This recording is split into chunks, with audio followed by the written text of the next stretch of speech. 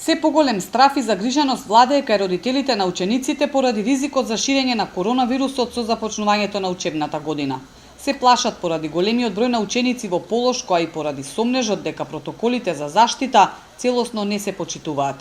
Родител на ученик во Средното медицинско училиште во Гостивар сакаше јавно да реагира, прашувајќи како се заштитени учениците кои со часови седат еден до друг во иста училница, а се 40 на број.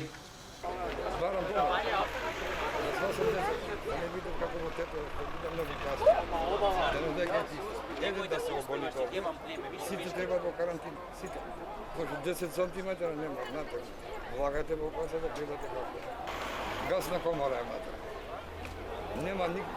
Ако одиме по законски, по протоколи, нема опште.